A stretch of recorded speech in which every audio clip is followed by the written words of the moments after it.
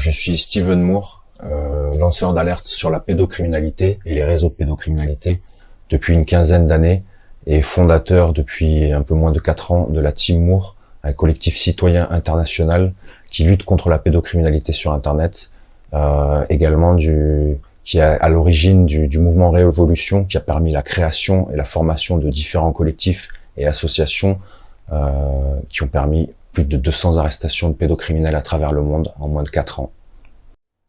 Alors en fait, tout a démarré, j'étais donc lanceur d'alerte sur la pédocriminalité et les réseaux de pédocriminalité. Je faisais de l'information sur Internet via des pages Facebook qui ont pratiquement toutes été censurées d'ailleurs. Et en fait, j'ai découvert l'existence de ce qu'on appelle, entre guillemets, même bien que nous réfutons ce terme, l'existence de chasseurs de pédophiles. C'est comme ça que les médias appellent cela.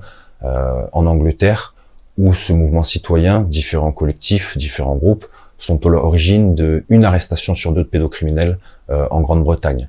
Et tout est parti de là, c'était le point de départ de cette réflexion, était de se dire pourquoi cela n'existe pas dans les pays francophones, pourquoi personne ne fait cela, si les résultats sont aussi probants en Grande-Bretagne, pourquoi personne ne fait cela en France, en Belgique, en Canada, en Suisse, etc.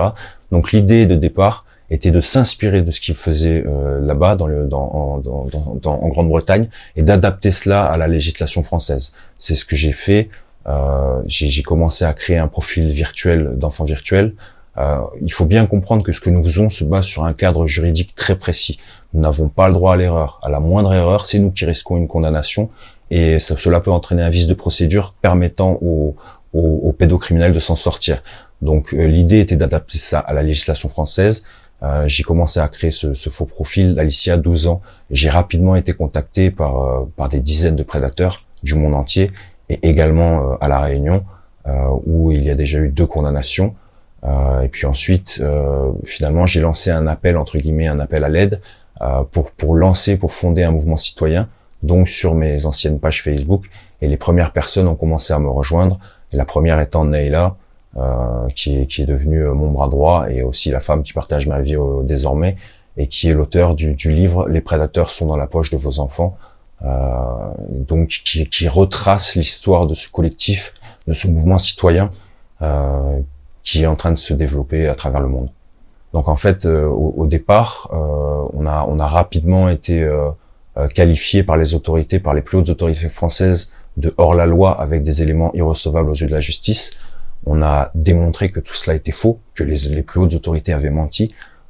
J'ai même personnellement menacé de déposer plainte contre ces 2 responsables de la police, qui sont Éric Béraud et Véronique Béchu, pour diffamation publique et diffusion de fausses informations.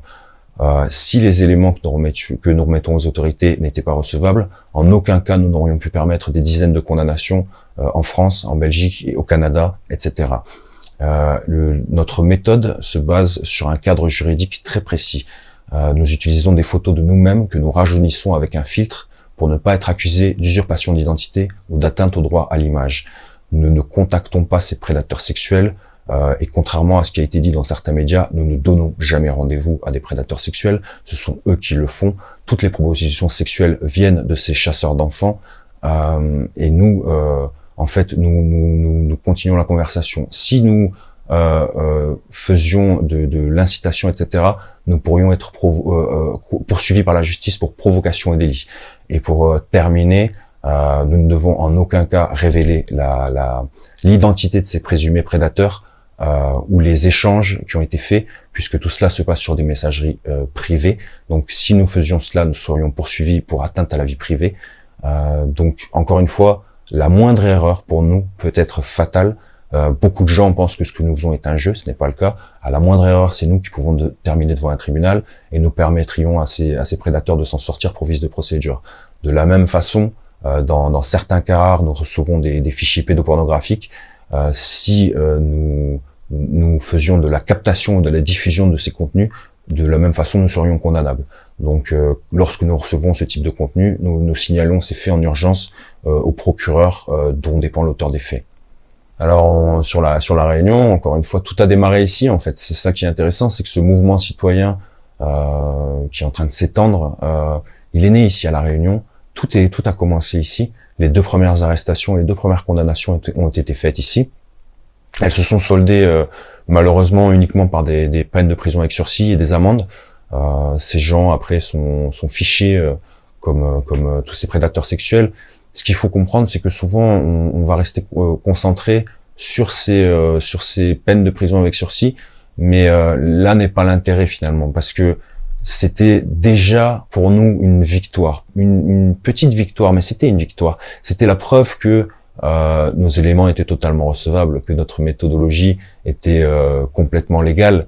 Et donc c'était une première victoire. Mais au jour d'aujourd'hui, en France ou ailleurs dans le monde, nos éléments permettent des condamnations avec des peines de prison fermes, avec mandat de dépôt. Donc ces gens-là partent directement en prison et souvent maintenant permettent des condamnations plus sévères que les professionnels, les cyberpatrouilleurs de la police ou de la gendarmerie, qui bien souvent se soldent par des condamnations avec des peines de prison avec sursis. Donc finalement, ce qui s'est passé à La Réunion était juste le point de départ, mais il fallait ce point de départ. Et je pense que souvent les gens restent concentrés sur ces peines de prison avec sursis, mais il faut voir le cheminement de tout cela. Et il faut bien comprendre une chose aussi, c'est que nous militons activement et nous sommes en train de mettre une pression sans précédent sur le gouvernement à travers différents médias et différentes voies pour faire en sorte que les autorités, le gouvernement prennent ses responsabilités et que soient mises en place des peines de prison fermes et que ces condamnations soient à la hauteur de la dangerosité que ces hommes peuvent représenter pour la société et pour les enfants. En réalité, ce que je pense, c'est que si ceux qui nous protègent ne font rien pour protéger nos enfants, ils devront en porter la responsabilité. Donc quand Neil Amour, mon bras droit, fait tous les médias français cette semaine pour la sortie de son livre, et que hier le ministre Darmanin dit qu'il faut mettre en place des moyens pour lutter contre la pédocriminalité et ce qui se passe sur Internet et les prédateurs sexuels, je pense qu'ils sont en train de céder sous la pression et on est en train de démontrer en fait que rien n'est fait dans ce pays pour lutter contre la pédocriminalité et que quand on nous dit qu'il n'y a pas de moyens dans ce pays, quand on voit que le chef de l'État a annoncé il y a quelques semaines ou quelques mois qu'on pouvait mettre 9 milliards d'euros sur la table pour la conquête spatiale, encore une fois, ces gens-là devront assumer l'entière responsabilité de ce qui est en train de se passer et de toutes les victimes, puisque le Conseil de l'Europe estime qu'il y a 1 enfant sur 5 victimes de pédocriminalité en Europe, que Europol déclare, et ce sont les chiffres d'Europol, que 10% des enfants sur Internet sont régulièrement la cible de sollicitations sexuelles, que les chiffres de l'ONU de 2009, qui n'ont jamais été réévalués depuis, disent qu'il y a plus de 750 000 prédateurs sexuels en permanence sur Internet à la recherche d'enfants, ce qui veut dire que quand les uns se couchent, les autres se lèvent. Nous pouvons estimer que ce chiffre a été multiplié par 2, par 3, peut-être même par 10 depuis l'explosion des réseaux sociaux. Donc, le gouvernement a une part complète de responsabilité dans cette situation et que si le ministre de la Justice, le ministre de l'Intérieur et le président de la République ne font rien pour changer les choses, alors ils seront complètement responsables de cette situation. Le président de la République, que j'ai personnellement confronté ici à La Réunion, s'est engagé publiquement devant une forêt de caméras à la mise en place d'un cadre légal pour collaborer avec mon collectif. Il a reconnu publiquement que les lanceurs d'alerte, qu'il avait besoin des lanceurs d'alerte tels que nous. Donc, à un moment donné, il va falloir arrêter de faire de belles promesses. Il va falloir montrer des choses concrètes, montrer qu'il faut passer aux actes. Et pour moi, tous ces gens-là sont complices d'une certaine façon par leur inaction. Notre méthodologie, en fait, ce qu'il faut comprendre, c'est qu'elle évolue chaque jour sur le terrain. Alors, ce qui est drôle, c'est que quand on nous dit qu'il faut des moyens techniques et financiers, ce mouvement citoyen, il a été lancé avec un téléphone premier prix à 120 €. Donc tout ça, c'est des histoires pour les médias, c'est le discours des autorités de dire qu'il faut des moyens, etc. On a démontré que c'était pas le cas. Mais bien évidemment que notre méthodologie, elle évolue chaque jour sur le terrain. On emploie des moyens techniques maintenant qui sont conséquents, puisque énormément de gens qualifiés en informatique, etc. nous ont rejoints, des véritables professionnels du secteur. Après, je peux pas rentrer dans les détails de toute notre méthodologie parce que bien évidemment, on le sait pertinemment, des prédateurs sexuels nous écoutent et on en est bien conscient. Donc, on reste quand même concentré sur le comment dire, sur l'aspect juridique en fait, sur ce cadre légal, sur ce cadre juridique, parce qu'en fait, ce qu'il faut comprendre, c'est que le but de toute cette démarche était pas finalement de continuer à faire ce que nous faisons. Le but de cette démarche au départ était simple, était d'inspirer des gens, était de montrer, d'ouvrir la voie pour les gens, de donner gratuitement ce cadre juridique et de montrer que si les Anglais peuvent le faire, les Français peuvent le faire, les Belges peuvent le faire, les Suisses et les Canadiens également, etc., etc. Donc vraiment le but de cette démarche était d'inspirer des gens, de donner les clés, de donner la méthodologie, de donner ce cadre juridique gratuitement au grand public pour faire en sorte que ce mouvement se développe. Mais nos méthodes, en fait, elles évoluent vraiment chaque jour sur le terrain. On emploie différentes façons. Ce que je peux dire, c'est qu'on a des acteurs qui paraissent mineurs, etc. On utilise des voix, etc. Après, je rentrerai pas dans tous les détails. Encore une fois, je sais que certains nous ont reproché le fait de médiatiser cette méthode. Ce que ces gens-là n'ont pas compris, c'est que les premiers à avoir médiatisé cette méthode en France et d'ailleurs dans d'autres pays, ce sont les forces de l'ordre elles-mêmes. Et que cette méthode, elle est médiatisée depuis plus d'une décennie en Angleterre, ce qui n'empêche pas les Anglais de faire 50% d'arrestations. Donc sans les citoyens anglais, 50% des chasseurs d'enfants passeraient sous les radars. Ensuite, le but de la médiatisation, c'était de mettre une pression sur les autorités pour les forcer à agir. Et c'était également pour mettre une pression sur ces prédateurs sexuels et faire en sorte que la peur change de camp, pour que ces prédateurs ne soient plus en mesure de savoir s'ils parlent avec nous ou avec de véritables enfants. Et c'est aussi l'objectif en fait, pour les dissuader. Tout cela a permis aussi de faire une sorte de campagne de prévention à l'attention des parents, parce que beaucoup ne sont pas conscients en fait de ce qui se passe sur les réseaux sociaux, sur les jeux en ligne aussi également, et on voit énormément de parents qui nous contactent chaque semaine, des gens dont les enfants ont été victimes de corruption de mineurs par voie numérique. Je parle régulièrement avec des parents dont les enfants étaient victimes, et ce qui est passé sous silence par l'ensemble des médias, c'est que ces enfants terminent, pour un grand nombre d'entre eux, en dépression nerveuse, certains font des tentatives de suicide.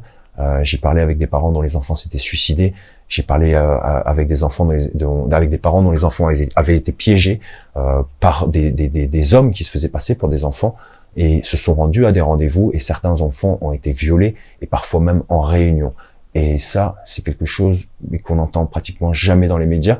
Depuis que nous faisons ce que nous faisons, j'ai vu un article une fois sur une petite fille qui avait été piégée, qui avait été violée dans un hôtel. Là, récemment, en Belgique, une enfant a été tuée, violée et tuée par un prédateur sexuel qui l'avait contacté sur les réseaux sociaux. Et le nom de mon premier faux profil, Alicia, fait référence à une jeune américaine qui avait été piégée il y a des années de cela, victime de ce qu'on appelle le grooming, qui avait été piégée par un prédateur sexuel qui se faisait passer pour un enfant et qui a donné rendez-vous au bout de plusieurs mois. Il avait manipulé l'enfant pendant des mois et la petite fille s'est rendue au rendez-vous et elle a été kidnappée, violée, torturée, face caméra, les viols étant diffusés en direct, et elle était promise à une mort certaine. Et le fait que le prédateur a diffusé ces images sur Internet a permis au FBI de la localiser et de la sauver d'une mort certaine.